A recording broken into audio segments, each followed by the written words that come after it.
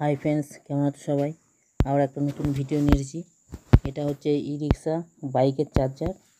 তো এর প্রবলেমটা হচ্ছে, তোমরা দেখো যে পাওয়ার সেকশান সব পুড়ে গেছে, রেজিস্ট্যান্স মসফেট, ঠিক আছে, সব পুড়ে গেছে, মানে বাস্ট করেছে।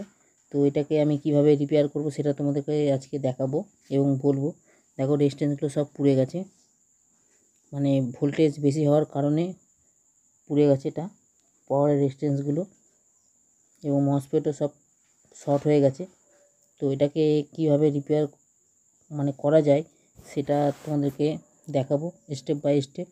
তো তোমরা ভিডিওটা মনোযোগ দিয়ে দেখতে থাকো, তাহলে বুঝতে পারবে। পাশে দেখো আর একটা ই রিক্সা বাইকের চার্জার, এটাও কাজ হবে। এটা এখন পরিষ্কার হচ্ছে, ধুলো ময়লা এতে আছে বলে। তো এটা তোমাদের কাছে দেখাই। তো যে রেজিস্ট্যান্সগুলো পুড়ে গেছে, তো এখানে এমনভাবে পুড়ে গেছে তো রেজিস্ট্যান্সগুলো বোঝা যাচ্ছে না এখানে কত রেজিস্ট্যান্স ছিল।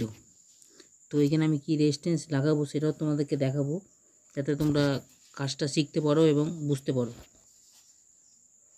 ঠিক আছে? তো ভিডিওটা মনোযোগ দিয়ে তোমরা দেখো, যদি কাজ শিখতে আর ইচ্ছা হয় তো তাহলে কিন্তু তোমরা কাজটা শিখতে পারবে। আমি কেমনভাবে কাজটা করছি, ঠিক আছে, তোমাদেরকে A to Z আমি বলে দেবো। তো তোমাদের যদি কোনো অসুবিধা হয় অবশ্যই আমাকে কমেন্ট করবে। তো সে কমেন্টের ভিত্তিতে তোমাদেরকে আরও ভিডিও আমি বানিয়ে দেবো।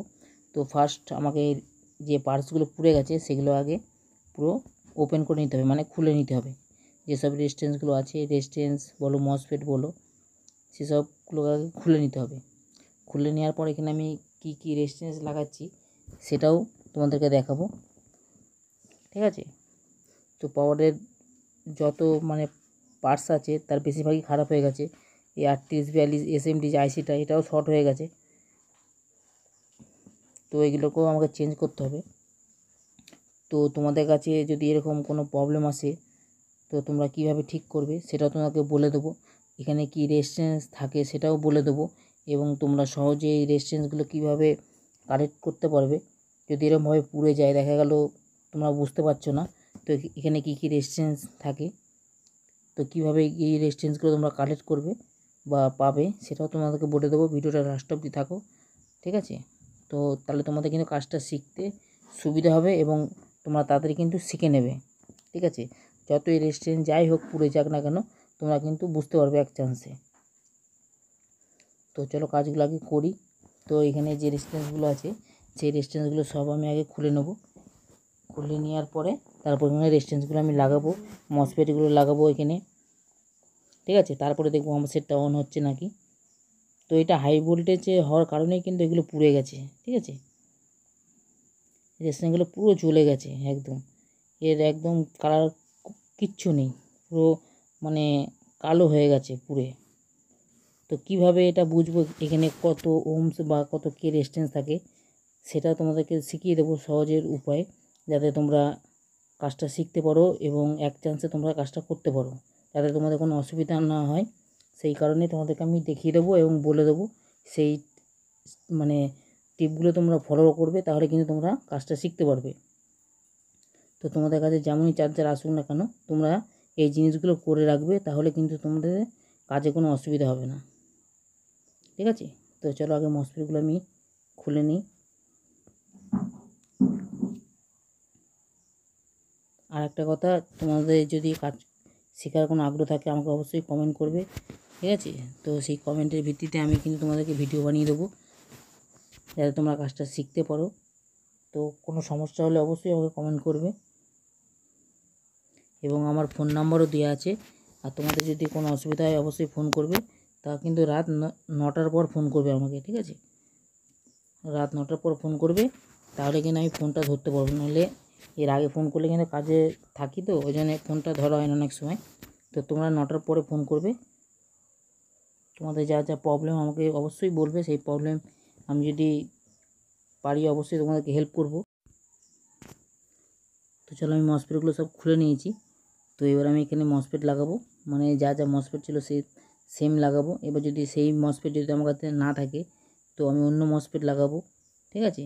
তো এর বদলে কি কি মসফেট থাকে, তো অন্য মসফেটও লাগানো যায়, অবশ্যই সেটা ডাটা শিট মেনে লাগাতে হবে।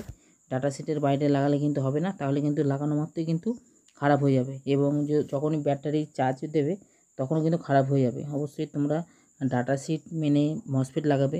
যদি তোমাদের কাছে সেম মসফেট না থাকে তো তোমার ডাটা শিট কীভাবে পাবে সেটাও তোমাদেরকে বলে দেবো, এবং কী মসফেটের পরিবর্তে কী মসফেট লাগানো হয়।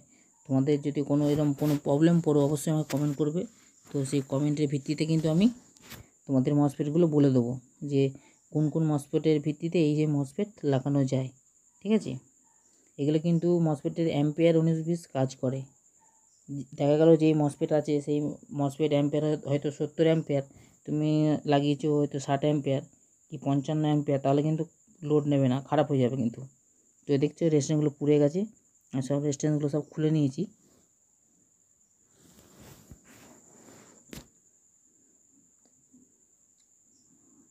ঠিক আছে, তো এখানে আমি মসফেটগুলো লাগাবো। তোমাদেরকে আমি যেসব কথাগুলো বলছি কথাগুলো অবশ্যই তোমরা ফলো করো, তাহলে কিন্তু তোমরা কাজটা শিখতে পারবে। ঠিক আছে, যদি কথাগুলো না ফলো করো তাহলে কিন্তু তোমরা বুঝতে পারবে না কিন্তু, এবং কাজটা শিখতে পারবে না যদি শেখার আগ্রহ থাকে।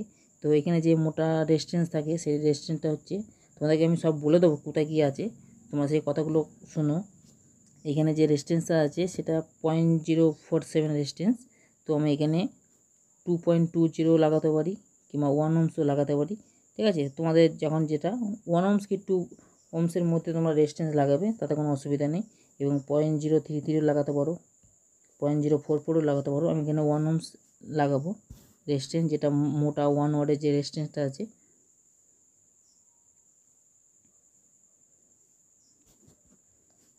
ঠিক আছে, তো এবার আমি এখানে 3842 যে SMD আইসি সেই আইসিটা এখানে লাগাবো এখানে। তো আইসিগুলো সব শর্ট হয়ে গেছিলো, পাওয়ার সেকশানটা এত ভোল্টেজ ঢুকে গেছে, ঢোকার কারণে কিন্তু এগুলো সব পুড়ে গেছে। তো এই জায়গাটা আমাকে যখনই লাগাবে ভালো করে পরিষ্কার করে থিনার দিয়ে ওয়াশ করে তারপর কিন্তু আইসিগুলো লাগাবে, তাহলে কিন্তু কাজটা ভালো হবে। যদি কোনো পরিমাণে যদি চুল পরিমাণে যদি কিছু থেকে থাকে কোনো মানে সোল্ডার রেখে তারপর, তাহলে কিন্তু লাগানো মাত্রই শর্ট হয়ে যাবে। এগুলো একটুখানি দেখে নেবে তোমরা, দেখে নিলে কী হবে কাজটা করতে তোমাদের সুবিধা হবে। ঠিক আছে, আর আইসি যখন লাগাবে, তোমরা যখন নতুন লাগাবে তো দেখে নেবে আইসির প্রথম পিনটা কোন দিকে আছে। তো আইসির প্রথম পিনটা কোন দিকে আছে তোমরা কী করে বুঝবে, দেখবে আইসির মাথায় দেখবে একটা ফুটকুড়ি থাকে, সেটা কিন্তু একদম মাথার দিকটা। ঠিক আছে, এই জিনিসটাকে খেয়াল করে লাগাবে। তো উল্টো পাল্টা করে লাগাবে না, লাগালে কিন্তু আইসিটা কিন্তু খারাপ হয়ে যাবে। ঠিক আছে, এগুলো একটু দেখে নেবে তোমরা লাগাবার সময়।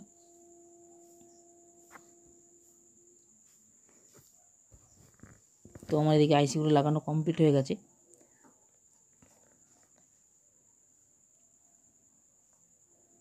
তো তোমরা দেখো, এবার আমি লাইনটা দেবো, লাইন দিয়ে দেখবো আমার সেটটা অন হয়েছে নাকি।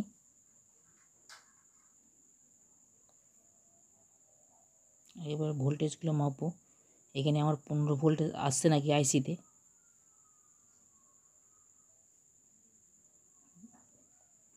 একটু মাপা অসুবিধা হচ্ছে এখানে ক্যামেরার জন্য। তো দেখো এখানে 13 ভোল্ট চলে এসেছে। ঠিক আছে, তখন সেটটা আমার রেডি হয়ে গেছে। দেখো সেটটা রেডি হয়ে গেছে, এলইডি লাইট, দুটো এলইডি লাইট জ্বলছে। তো সেটটা আমার রেডি হয়ে গেছে।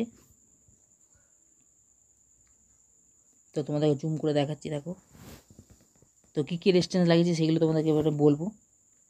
এখানে যে দুটো রেজিস্ট্যান্স পুড়ে গেছিলো, একটা হচ্ছে 470 ohms, ভালো করে কথাগুলো শুনবে, 470 ohms, আর একটা হচ্ছে 390K রেজিস্ট্যান্স। তো তোমাদের কাছে যদি 390K না রেজিস্ট্যান্স থাকে তো 330K লাগাতে পারো।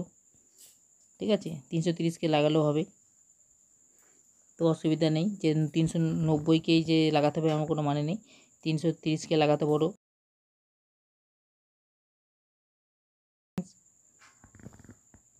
তো 470K লাগিও না, আবার লাগালে আবার একটু বেশি ভোল্টেজ ড্রপ হয়ে যাবে। ঠিক আছে, ওতে আবার মসফেটের পর বেশি চাপ পড়বে। এগুলো বুঝে শুনে একটুখানি লাগাবে, যে রেজিস্ট্যান্স থাকবে তার থেকে কিছু 19-20 করে লাগাবে। তো এখানে দেখো আমি যে জিনিস পাল্টেছি সেটা তোমাদের দেখাবো এবার। তো মনোযোগ দিয়ে ভিডিওটা দেখতে থাকো। এই দেখো এই ধারের দুটো রেজিস্ট্যান্স আমি পাল্টেছি, আর এই পাশেরটা আছে 15 ohms মতন এই ধারেরটা, আর ওই সোজাসুজি দুটো আছে, একটা 470 ohms আর একটা 390 রেজিস্ট্যান্স। ঠিক আছে, তো ভিডিওটা যদি তোমাদের ভালো লেগে থাকে লাইক এবং সাবস্ক্রাইব করবেন। ধন্যবাদ।